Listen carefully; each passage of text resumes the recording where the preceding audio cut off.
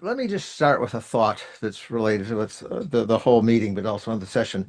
I want to push back a little from the fact that private data and government statistics are a dichotomy. I mean, they're obviously very different as practiced today, but in fact, it's the same data. It's the same person getting paid with a wage rate, and it's a price quotation on the grocery store that someone pays or the BLS collects. So where I hope we're heading, and especially with the EMRI, is to hold that thought. Instead of thinking as of the government data as here, wonderful gold standard, and the private data, which we align with it, is to actually use this data revolution that's generating all these private data and get them into the official statistics. So we have one single new ground truth that will be from the statistical agencies, but using the kind of data that we've been talking about all day. So that's just my 2 cents or whatever. Uh, I'd like to use that just to kick off this session. Let me just introduce. We have a great panel to talk about pricing. The other thing is price and output kind of have to go together. That's another theme, but we do have to divide things up in panels. So Larry Ball is the professor of economics at Johns Hopkins. He is one of the experts in how the price level gets determined at the aggregate level. So what is the price level that we're all trying to measure, and how policymakers react to it and try to control it. Julie Coronado is president and founder of MacroPolicy Perspectives. She is the former president of the NABE and has a wide range of experience in the private sector and government, going back to her initial work at the Federal Reserve Board. Alberto Cavallo is the Thomas Murphy Professor at the Harvard Business School. He's a co-founder of the Billion Prices Project and Price Stats, and which has had a recent evolution, which I suppose I will let him explain to you. And he's done key contributions in creating alternative data. And Ronnie Walker is an economist at Goldman Sachs and represents the user community, especially from finance, where the government data are the data, and his job is to figure out what they're going to be tomorrow. Let me just kick it off there, and then we'll start with Larry. Larry, here, do you want to come to the podium?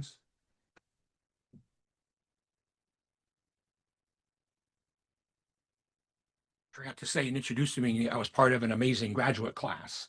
And, Yes, Larry and I knew each other from way back. way back.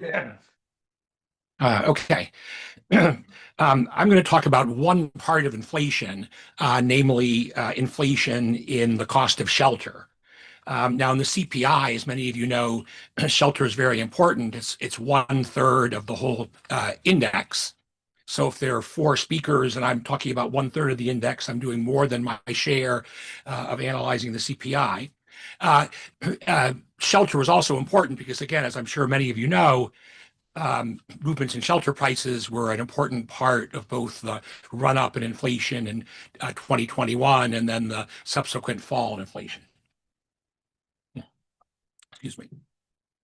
Okay. Now, the CPI shelter component has 2 main parts. One is the rents paid to landlords by tenants, and the other is the imputed rents for owner-occupied housing. So the rents that homeowners are assumed to pay to themselves for living in their homes. And the imputed rents are actually the larger part of CPI shelter. But although the details are a little bit complicated, in the end, the imputed rents are measured with actual rents paid by tenants to landlords. So long story short, in the end, movements in the rents that tenants pay to their landlords is driving almost all the movements in CPI shelter. And the rents that tenants pay to landlords are measured in a big monthly survey by the BLS, at least when the government is open. Now, in recent years, just as we've seen new private measures of lots of economic variables, we've seen new private rent measures. And my favorite is the Zillow Observed Rent Index. Is there somebody from Zillow here? I heard a yes. Okay, hope to meet. Anyway, so the Zillow Rent Index measures the rents that tenants agree to pay when they move into a new dwelling.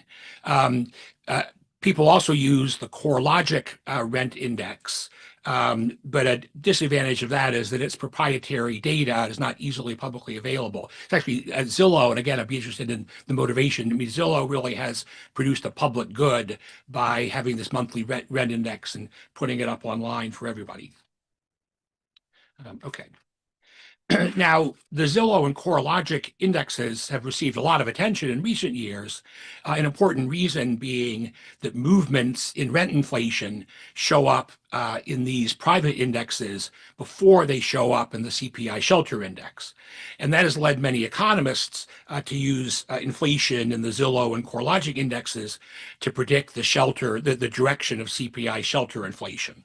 I've shown the first of my two graphs.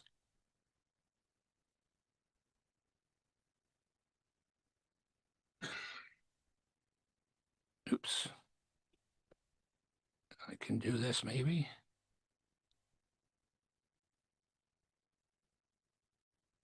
All right, let me try that.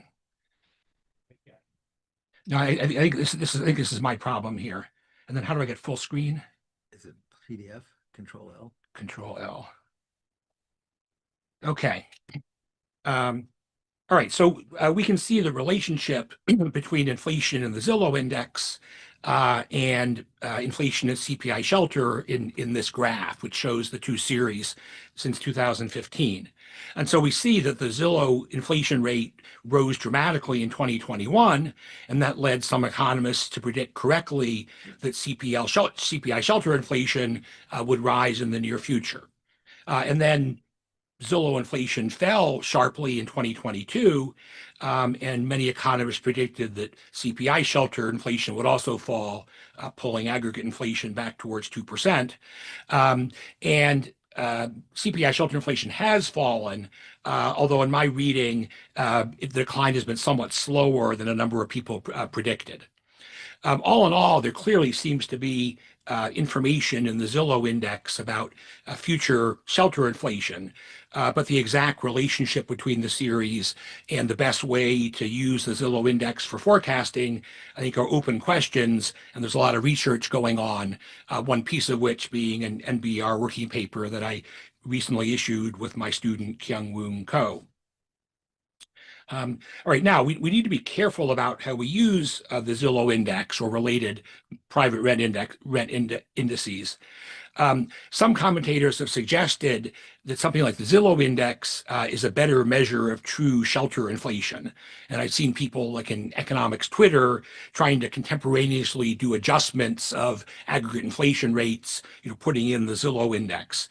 And I think that's not a good approach because it's measuring something different from CPI shelter. The Zillow index captures the rents of people moving into a new dwelling, what's often called market rents, whereas the CPI index seeks to measure the rents or imputed rents of everybody in the economy, including people who have lived in their current dwelling for a long time. And a measure like that of the rents of everybody is what we want for constructing an aggregate price index.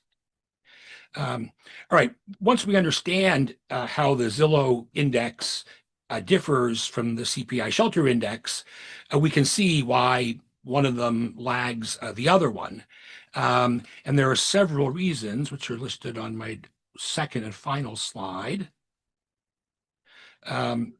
So there's been a lot of talk about the relationship between these series, some of it a little fuzzy. I think if you look at it carefully, there are three distinct reasons why CPI shelter moves in a lagged way in response to movements in market rents as measured by Zillow. The first and probably most obvious is that most tenants have a lease, most commonly for 12 months, that fixes their rents until the lease expires. So if there's a dramatic movement in market rents this month, most people's rents can't react at all until their leases expire. Now, there's a second reason, which is a little bit less obvious, but actually our research finds is more important quantitatively in explaining the lags, which is that once somebody's lease expires, people often don't move. They often stay in the same place and renew their leases. And there's a lot of evidence that the rent in renewed leases respond much less than one for one to movements in market rents. Or in other words, landlords seem to strongly smooth the rents for continuing tenants. There's a final lag that arises from exactly how the BLS shelter index is constructed. There's a monthly survey, but for a given dwelling, what the surveyors do is compare the rent in the dwelling this month to the rent 6 months earlier. And long story short, if you see a monthly number for shelter inflation, I think that's more properly interpreted as a 6-month moving average of rent inflation. And so that also responds the reason why the BLS shelter measure responds sluggishly. All right, so I'm, very much in accord with the conference theme of we need more private data, and it's a complement to official data. It would be great if we had more private sources of rent data. Now, again, the current Zillow and CoreLogic data are very useful for some purposes, but they're not good measures of overall shelter inflation because, again, they only reflect the rents of new tenants. To get new measures of shelter inflation, we also need data on the rents of continuing tenants. And in particular, we need to see what rent a tenant pays when they stay in the same dwelling and renew their lease. Now, actually, it appears there is at least one private firm that collects such data.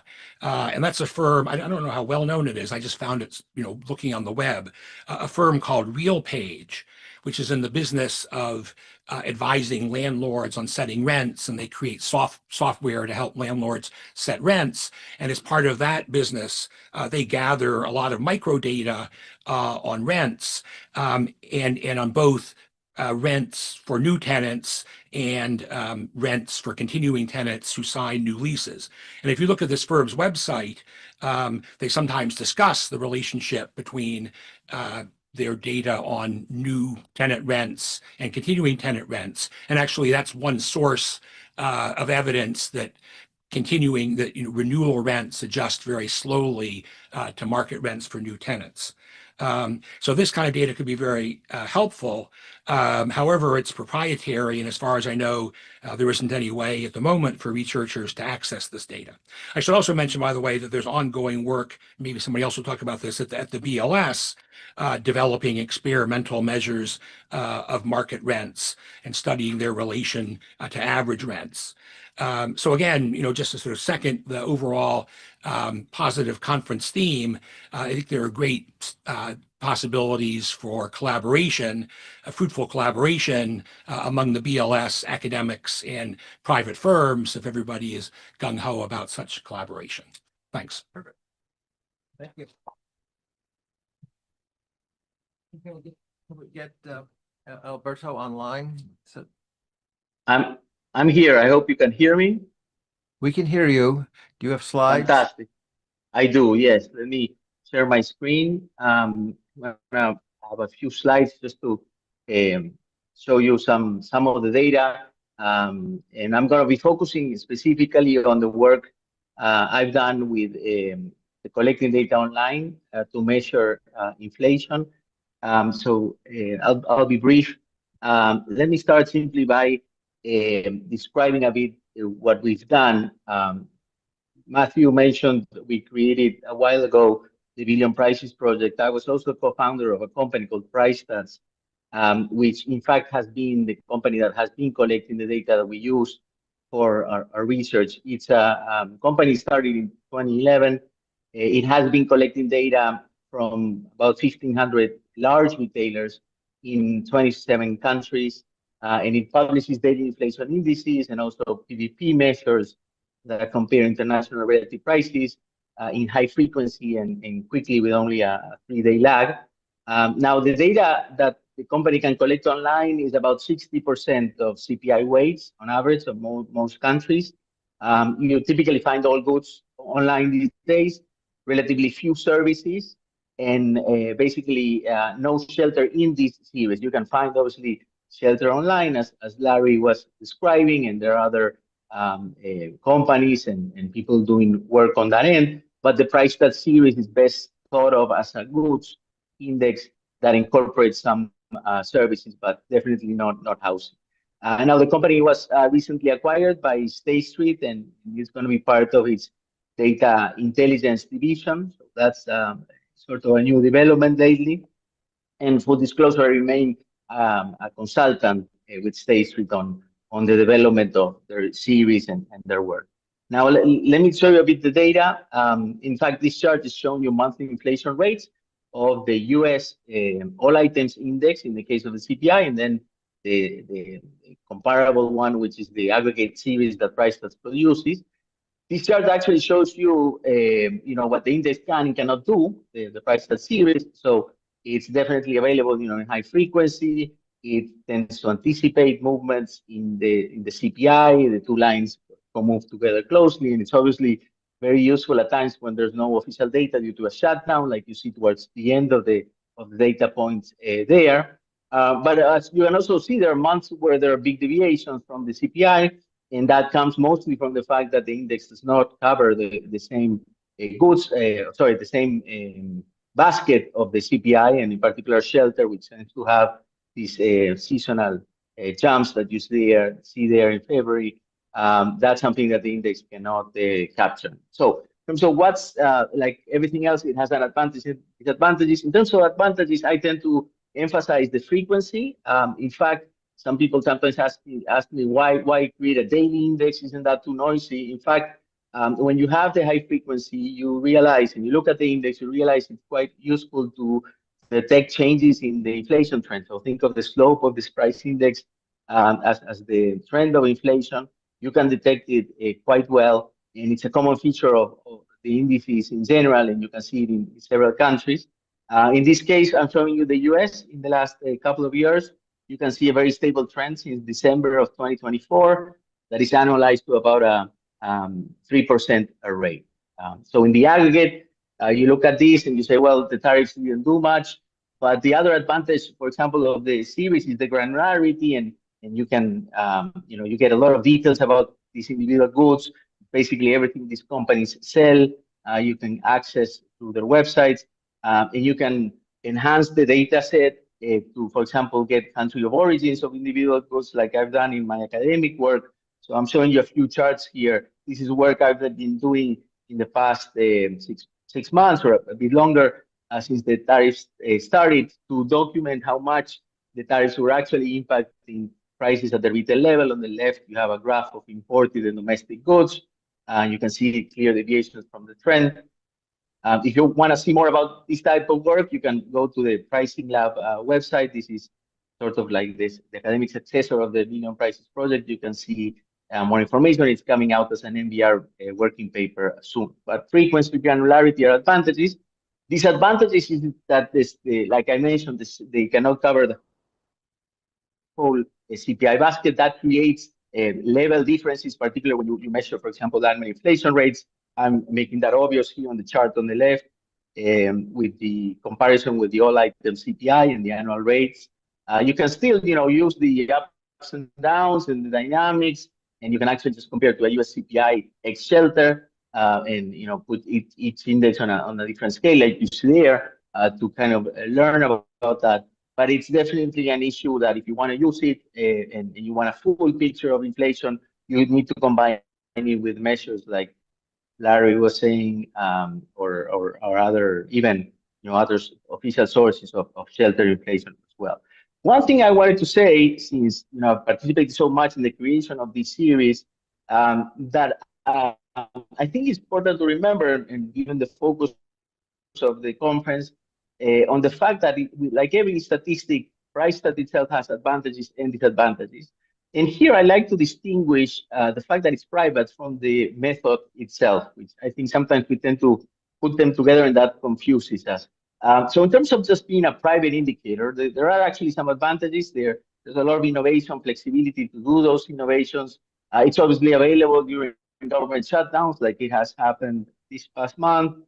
And it's a check, in countries that actually lie about inflation, like Argentina. That's in fact how we started doing this work. That's a great advantage. Now it does have disadvantages. This is not a public good. The consumption of these indices is actually creating rivalry. A lot more people use it. It's less valuable to the investors that get it. It's also excludable. It's not publicly available. And these companies have to make money and therefore not presented as a public good.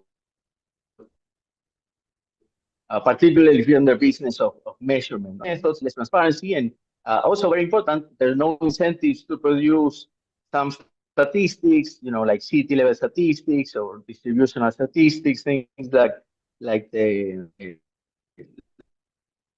wouldn't be produced by the private sector, I think, or at least underproduced. Now that's different from the method itself, and you can think of, even if you think of the method as being used by statistical agencies, you would find advantages. It's cheaper than online site collection. The frequency, the low latency can provide many advantages as I described here, and I gave you a few examples. But it also has disadvantages. There's no shelter, few services. You still need surveys there for sure. There are large data challenges. We're managing such large data sets and a know-how and skill set that needs to be developed. And the scraping can also be blocked. So it's a technological issue as well that requires the development of a specialized skill set. So I'd like to emphasize always, and in particular in this meeting, that these are complements, not replacements. There are some things for which web scraping could solve a lot of issues. And in particular, you can think of some retailers for which there's no need these days to physically go into the store anymore because they even have a uniform pricing policy. But it's obviously not able to replace survey methods. We need survey methods for a lot of things that are harder to measure, in fact, and they should be seen as complements, not substitutes. So I'll stop there. Thank you.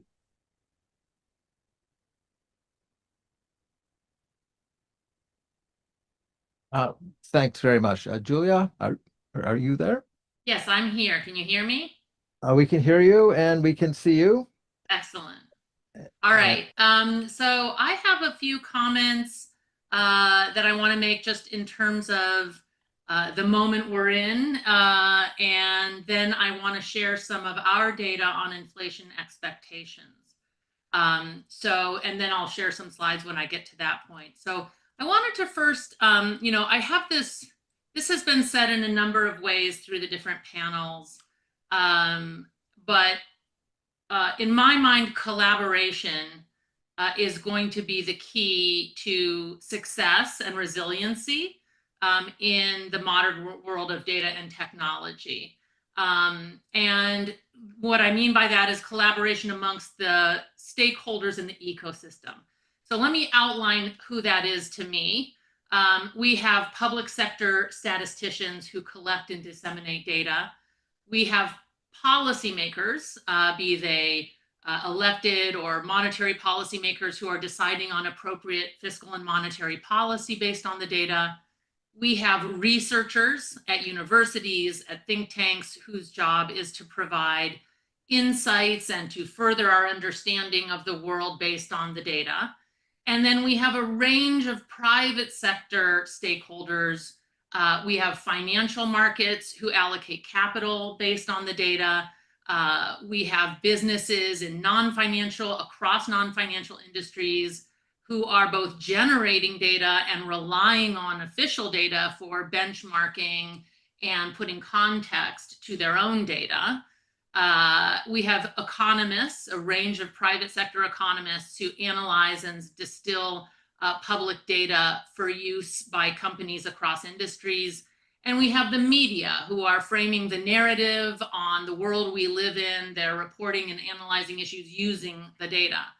And I think it's very critical and underappreciated that there needs to be recognition that all participants in the ecosystem are necessary and for it to function well, and for it to be resilient and get the financial and logistical support that it needs to continue doing, playing the role it plays.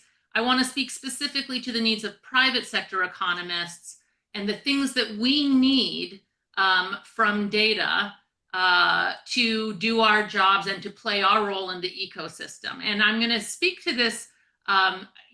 Ezra Karger from the Chicago Fed made some comments earlier that were very shocking to me.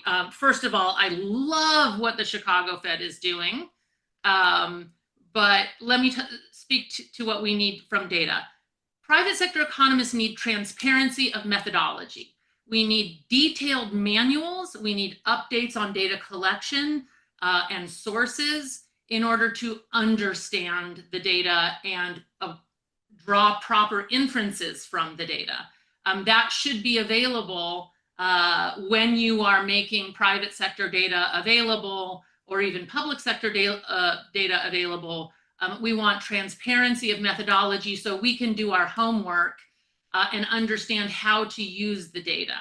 And this is, and the data needs to be technically proficient. That is, it needs to be made available on a reliable and timely basis, predictable, and in a format that can be incorporated with our analytical tools. And we need timely, productive communication. And this is where I was offended, I can say, by Ezra's calling us bad customers, that private sector users can be bad customers because we're demanding and we send all these emails. And yes, I was one of the CPI super users from last year. It's not an illegitimate need. Timeliness is extremely important for us to draw inferences from the data. And so we need a function that provides real-time responsiveness to questions as data are released. Data are noisy. They feature outliers. There needs to be a mechanism for follow-up communication so that we can properly interpret the data in real time. That does not make us bad customers. That is a legitimate need. And in fact, it is not without value. We are drawing the inferences that we provide to markets, to companies, to policymakers. I can tell you for darn sure that policymakers rely on private sector analysts' interpretation of data in real time. So it's important. And part of the kerfuffle last year with there being this super user list, so the reaction from BLS was to kind of shut down and become less responsive and less transparent. And I don't think that's a productive direction. I would like us to all recognize each other's needs, and collaboration will again provide greater resiliency. If you serve the needs of the data users, the whole range of data users, then that whole range of data users are going to be supportive of the data and collecting the data and funding that data collection. You want the data to be more useful to a wider range of users, not narrowly focused on, say, academic users who don't care about timeliness. In terms of what we're seeing with big data, collaboration is absolutely key to success. I think we've already heard from one of the best examples, ADP, and the collaboration with the Fed. What the problem with private sector data is that oftentimes they are, thinly resourced, the teams that are analyzing that data. and they can't necessarily apply the resources necessary to put it in the proper context for integration with the public sector data. And they can leverage the expertise at agencies like the Fed or the statistical agencies to bring that expertise. So that's what I love to hear about the Chicago Fed project, is doing exactly that. Give us some micro data, we'll help you develop the methodologies needed to make that data representative, useful to the public. I think the Fed worked hand in glove with ADP. There were research papers written. The methodology was reoriented to be an independent indicator rather than a near-term kind of predictor of payrolls. That's extremely valuable. And then I think that, now that ADP's taken that back in-house and is releasing it themselves, it's extremely useful to us because we can now see it publicly. The Fed was doing this, providing all these resources to ADP. That made the data more timely, more useful, a better sort of check on the labor market, the truth of the world, as Matthew pointed out, which is what we're seeking at the end of the day. And but we couldn't see it. The Fed could see it, but we couldn't see it. Now we can see it. So thank you, Neela. Thank you, ADP. But even still, you can see some of the challenges. I think the ADP has been kind of releasing it, and it's not clear when, and it's not clear how the pieces integrate, and it's just challenging. That's why the partnership is so valuable. The public sector participation provides resources to help leverage that private sector data, and the expertise for managing the logistics of release and integration and communication, and it also provides a legitimacy to that data. So I think the ADP data has been a huge success, that collaboration.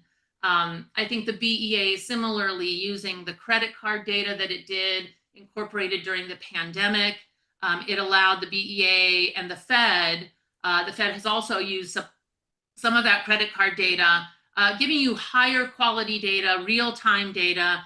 One thing that I've observed is that subsequent revisions to consumer spending and GDP coming out of the pandemic have certainly been smaller than other large cycles. Another example on the inflation side, and Alberto just outlined their extremely useful data.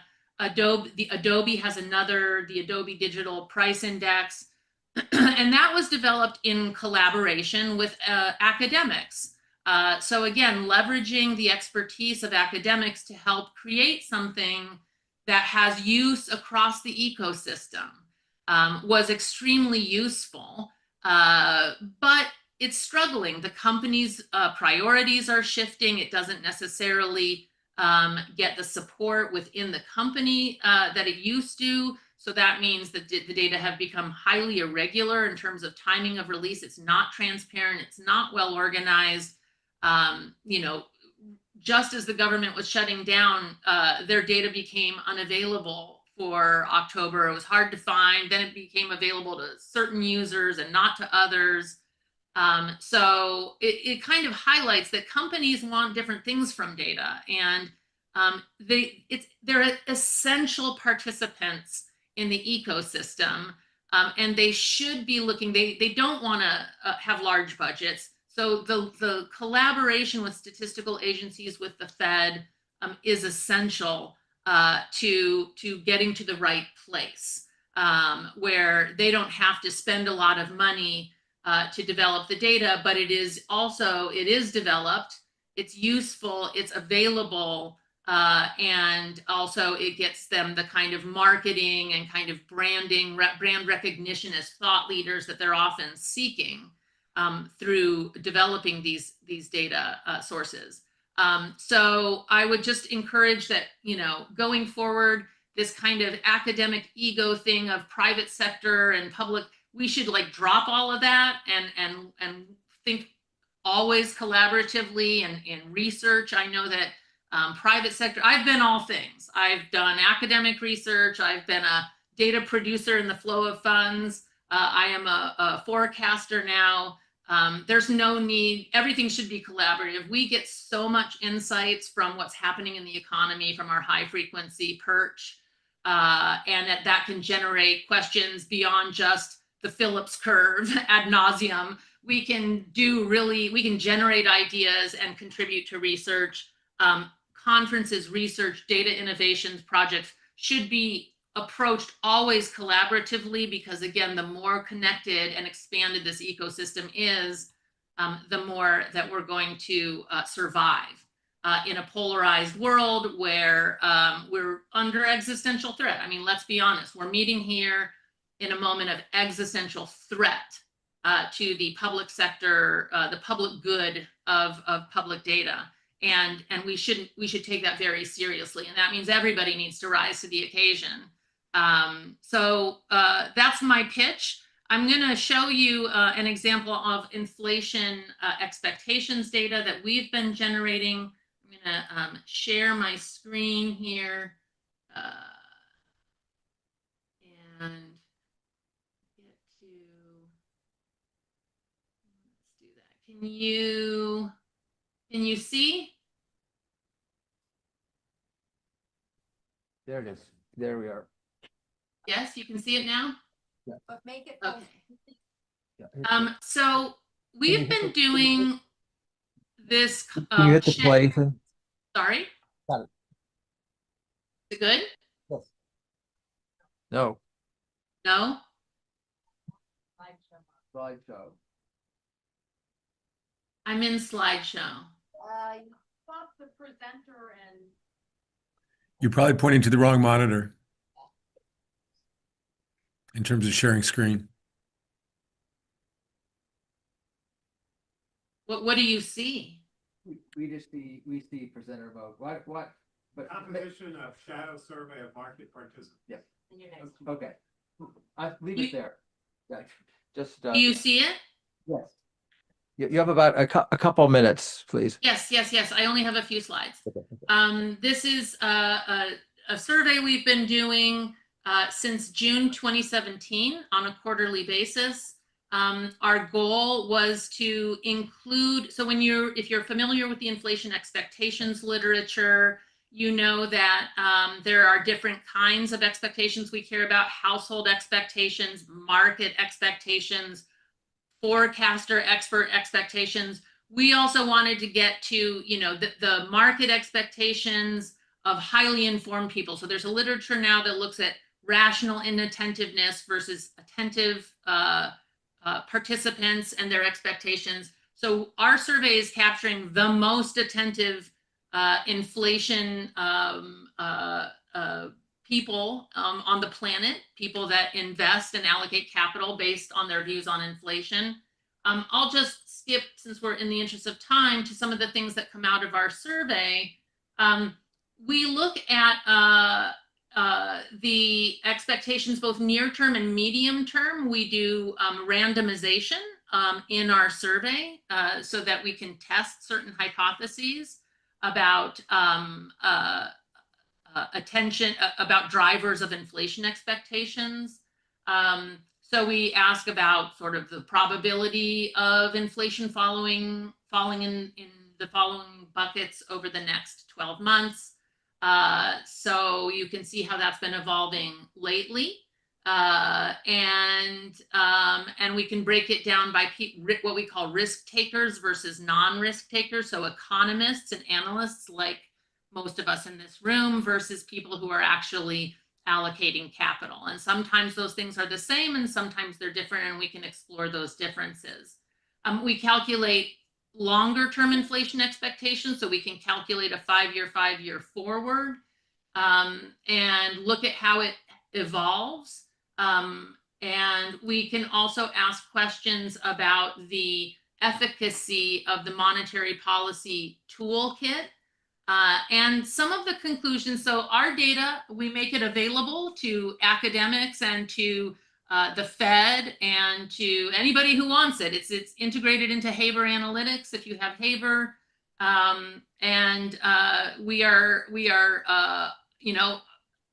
the shop is open if you're interested in using data and exploring hypotheses on inflation expectations. We are big believers in collaboration, as I have mentioned. So we have collaborated with Yuri Gorodnichenko and Ali Koibian.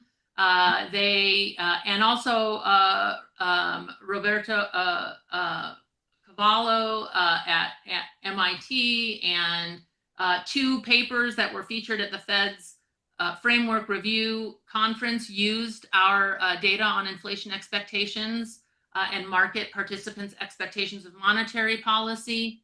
One thing that we think we've learned, and that Yuri and Ollie took away from looking at our data, is that inflation expectations, even amongst highly attentive people, are pretty variable. Inflation expectations amongst economists are much more stable, the professional forecasters, and we show a lot more variation.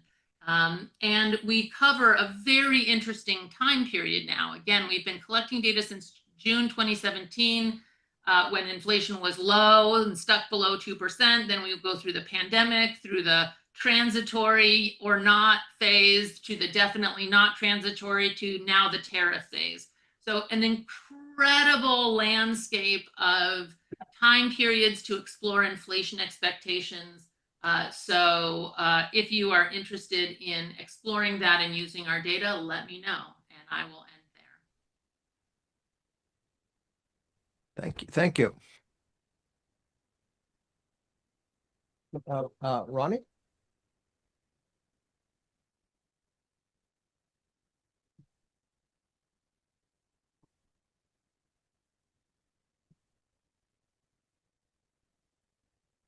There you go. I was trying to figure out what to say that hasn't been said about alternative data substitutability. And so maybe I can be filling in some gaps here. I guess a little bit of background on myself. I am one of the many US economists that we have at Goldman Sachs. We are a team of 8, but my specialty on the team, so caveat, we're all generalists, we all do broad macro stuff, but my specialization is I am our desk economist.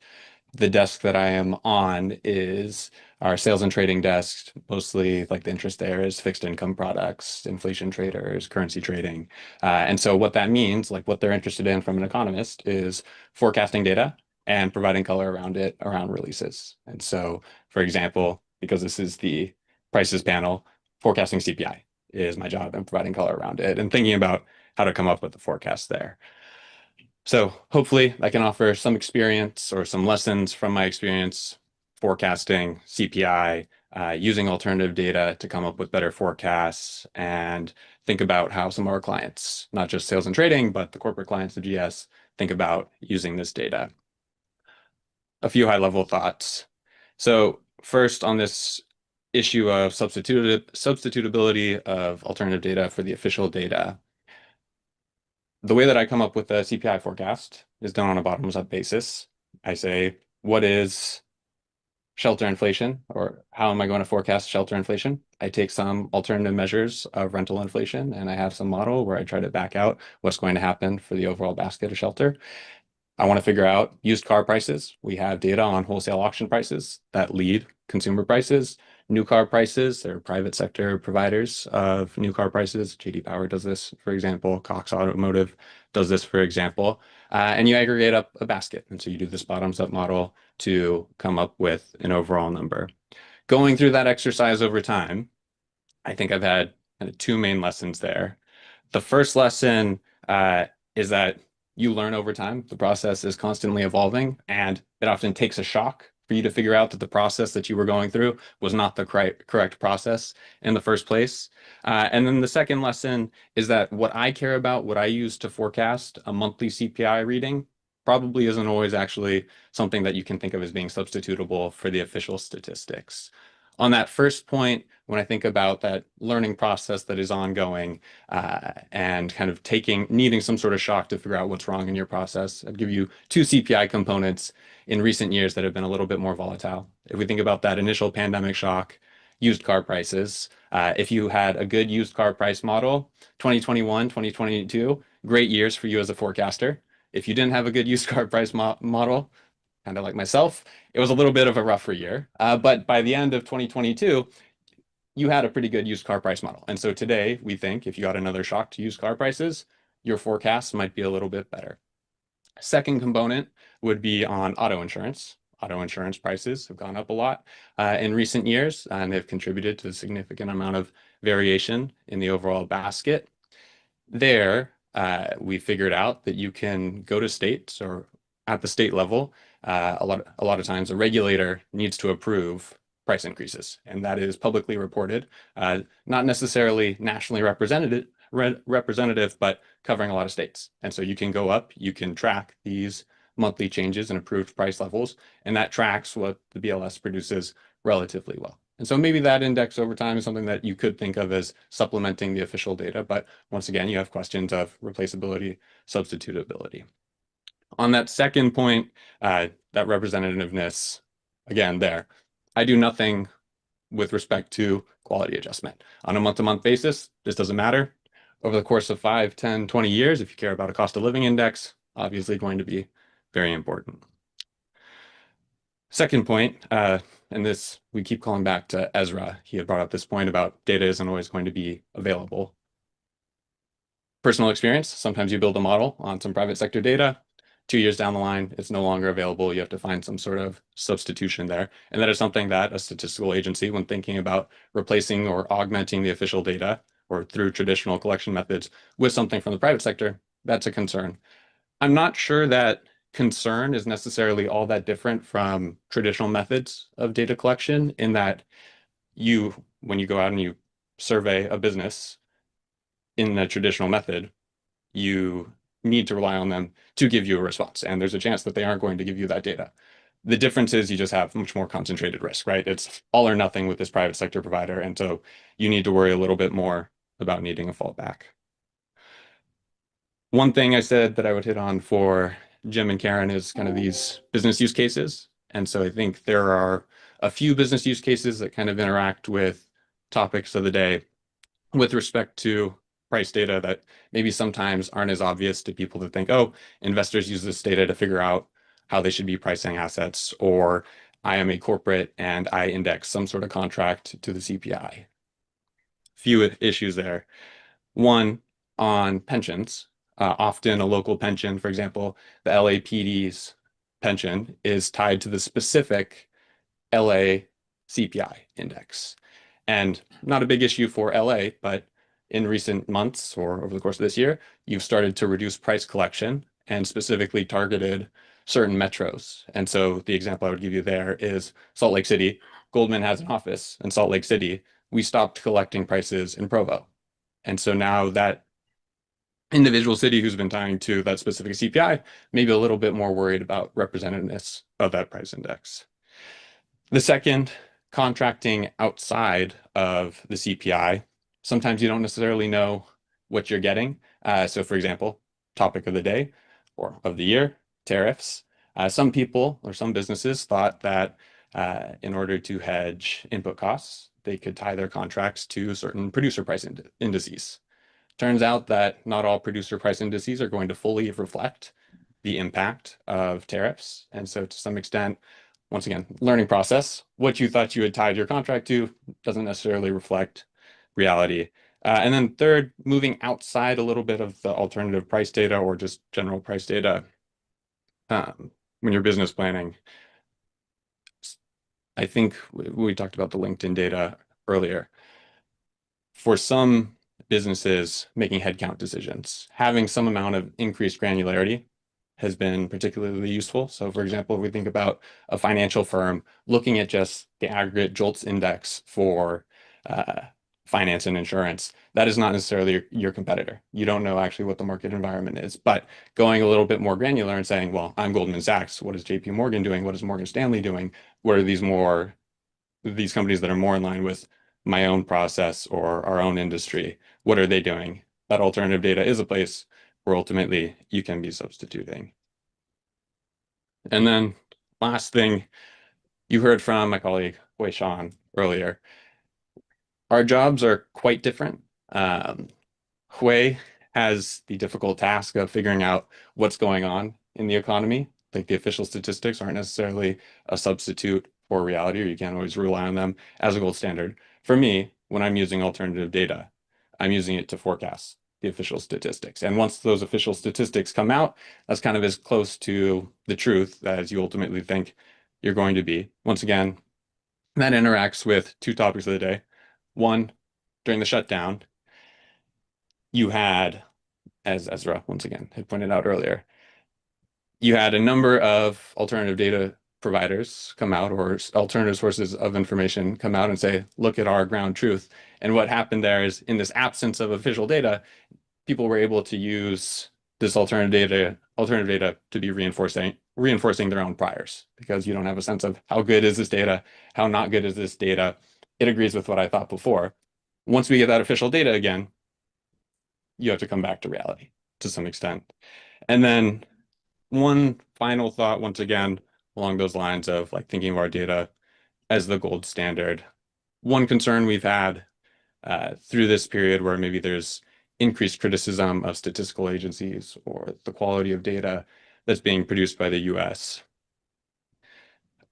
We worry a little bit that almost it could be counterproductive. One thing that we appreciate about the statistics in the US is that they are willing to adapt to the environment, see issues with their collection process, with their production process, and change their methodology. And if you are a little bit more hesitant to be making those changes, you could worry about issues in the official statistics like persisting for a little bit longer. The example there I would give you, not a price series, but initial claims or continuing claims, where you had these swings during the pandemic that made it so that the seasonal factors were picking up these swings in the pandemic, saying these maybe are partly seasonal related, and made it so the seasonally adjusted series was distorted. It took a number of years, a number of iterations, a number of changes of saying, well, we're going to change our seasonal adjustment process. We're going to put in outlier dummies. We're going to make these changes. We're going to fix these series. And you worry a little bit if the statistical agencies say, we're worried about being criticized for these changes, that you could have these issues persist for longer. And ultimately that could be counterproductive from a like trust in the statistics perspective, that you worry it could be ultimately a little bit counterproductive. And so I'd go back and just say, from our perspective, it's the transparency and this lead time about we are making these changes that makes you continue to be confident in that data. Cool.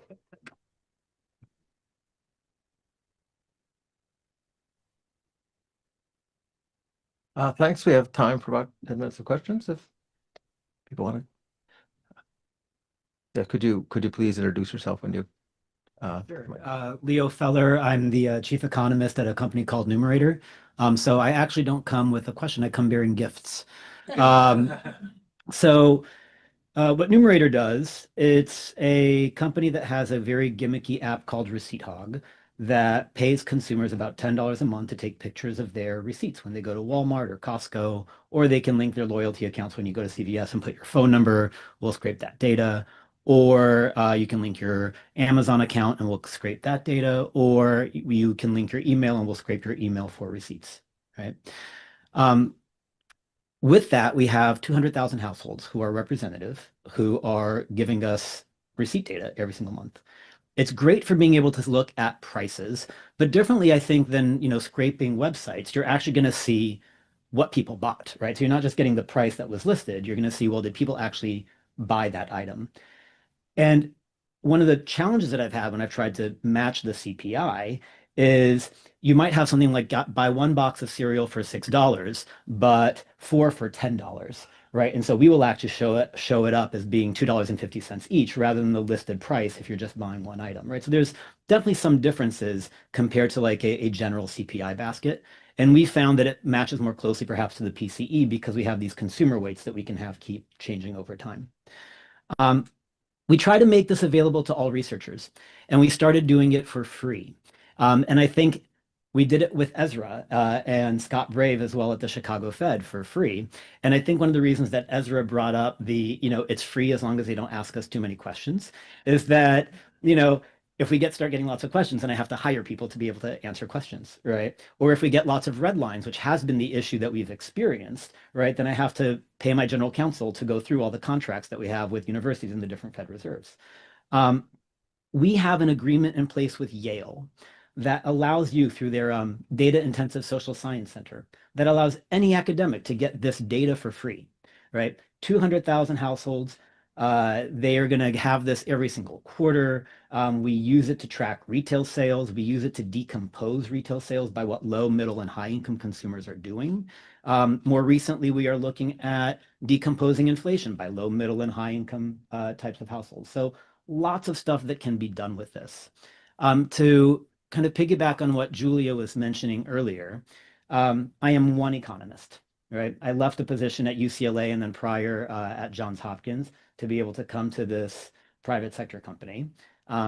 It's somewhat fun if you've been at a private sector company, and sometimes I really, really miss academia, right? And the pace of academia. So I will go back to academia eventually.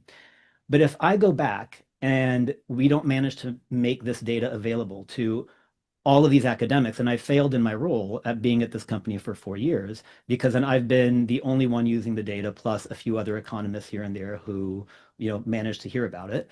And so, what I ask for all of you is this can be free. It's free through Yale. Or for people who like to redline lots of contracts and ask lots of questions, then it's $30,000 a year, which then allows me to pay to hire someone to answer your questions. But please do, look this up and try to use that data. We are trying to make it a public service by giving it away for free when it's possible to do so. And I hope for, Alberto's project, it might allow for the weights that are going into these kinds of calculations. And then for a lot of us, here in this room that have been looking at, K-shaped economies and decomposing aggregates into different income groups or even maybe different race ethnicity groups, this actually allows for a much richer example. I'll end on one last note, which is in Chicago, we're having some pretty serious immigration raids that are happening right now. And one of the things I've been able to do with this data is that I can look at what's happening amongst Hispanic households in their shopping trips to places like Home Depot, right? And you can just see it, tank. That suddenly specific types of households are pulling back because they don't want to go to places where they are more at risk. And so lots of really, really interesting work that can be done with this data. And I'm happy to, talk further with anyone that's interested. All right, thank you. Thanks. Dave? Hi, yeah, so Dave Byrne from the Federal Reserve Board. I work on the Industrial Production Index. I assume Ezra's not here. We all keep mentioning his name. But I think we just heard a clarification. It was the opposite of what Julia said, that just as the previous speaker said, you need people who are willing to answer your questions. And, working on the Industrial Production Index where there's 290, almost 300 series, and almost all of them have a different source. Some of them are government sourced, some of them are private sourced. Doing this for 25 years, invariably when it's a government source and you contact them and you say, hey, something doesn't add up here, they understand your question, they respond quickly. They have people who are paid to do that. The real doozies are the private sector sources. And sometimes you call them and they don't understand price index theory, so they can't really answer your question. So, I think we got to be careful to not see private sector data as a panacea. It's an interesting complement, but I think the real solution is to hire the kind of people that Jed was describing and fund these agencies. They all come to all these conferences. They know what all the issues are. They just don't have the funding that they need. And we heard suggestions from Rebecca at lunch about how to deal with the response rates. I think we should be focused in that direction, or at least have a mix of things and lean towards supporting the statistical agencies. Thanks.